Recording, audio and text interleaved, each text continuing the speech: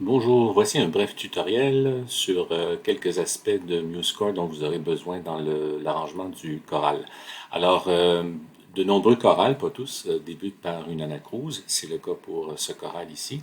Maintenant, lorsqu'un morceau débute par une anacrouse, il arrive très souvent qu'il se termine premièrement par une mesure qui complète la première mesure. Donc, si j'ai une anacrouse d'une noire, à la fin du morceau, vous allez probablement retrouver une mesure qui contient seulement qu'une blanche pointée. Alors, on verra tout à l'heure comment régler ça. Et il se trouve également que dans les chorales de Bach, si la phrase commence par une anacrouse, la fin de la première partie va probablement se terminer par une blanche pointée et la partie suivante débutera également par une anacrouse. Alors ici, en préparant la partition, bien la personne qui l'a fait avait inscrit l'anacrouse c'est ça, dans le panneau d'ouverture d'une partition, mais bien sûr, on ne pouvait pas prévoir ça ici. Alors, comment transformer cette mesure en mesure à trois temps? Eh bien, c'est pas compliqué. On fait juste poser le curseur sur la mesure et on fait un clic droit, ce qui fait apparaître cette fenêtre, et vous choisissez euh, propriété de la mesure. Voilà, c'est ça, propriété de la mesure.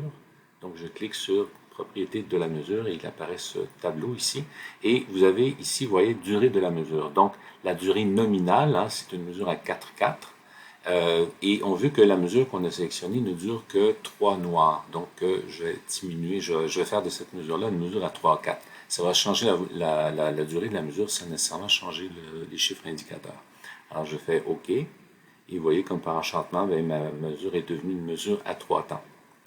Alors, si par exemple, en préparant votre partition, vous avez oublié d'indiquer qu'il y avait une anacrouse, et puis, tous vos trucs sont installés, puis là, vous dites, ah, sapristi, j'ai oublié de mettre mon anacrouse, bien, tout n'est pas perdu, vous pouvez toujours le faire sur la première mesure. Alors, je refais l'opération, donc le curseur sur la mesure, clic droit, voilà, je sélectionne propriété de la mesure, je clique, et dans durée de la mesure, là, j'ai une anacrouse de noir. Alors, je vais, voilà, sélectionner un 4 et je fais OK. Et là, j'ai ici mon anacrouse. Un autre truc que je vais vous montrer, c'est les points d'orgue. Il y en a beaucoup dans les chorales.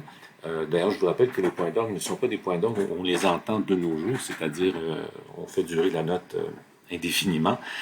C'était plutôt pour marquer une fin de phrase.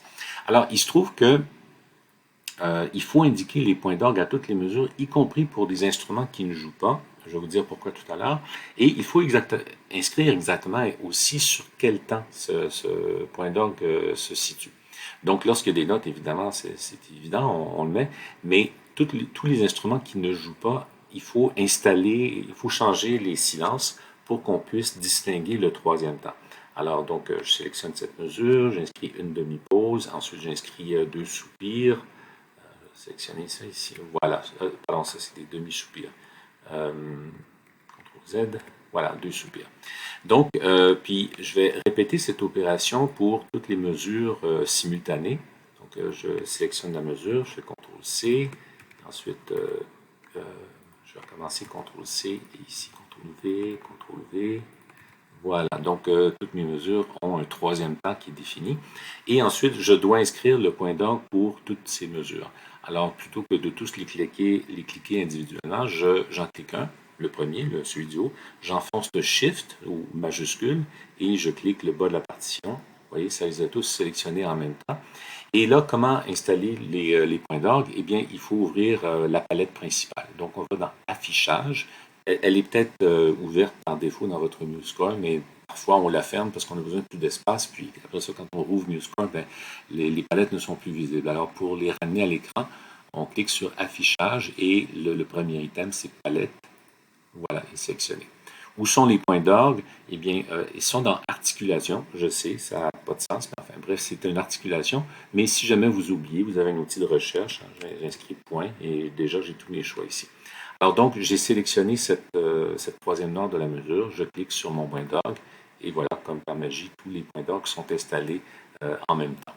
Alors maintenant, pourquoi détailler ce point d'orgue? C'est que MuseScore va produire des parties les parties individuelles et disons que la personne qui joue de la clarinette en si bémol ici a besoin de savoir qu'il y a un point d'orgue, premièrement, et que le point d'orgue, il est sur le troisième temps, parce que la battue du chef, il doit lire la battue du chef, puis c'est bien de voir que, bon, c'est pas toujours très lisible, une battue de chef, donc c'est bon de savoir que le point d'orgue, ben, il n'est pas sur le premier temps de la mesure, ou sur le deuxième, hein, il est sur le troisième temps, donc ça confirme ce qu'il voit et ce qu'il entend.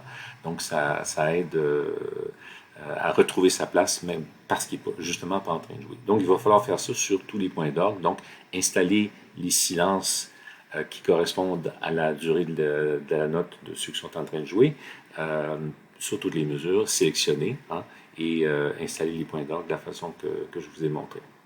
Voilà, j'espère que ça pourra vous aider.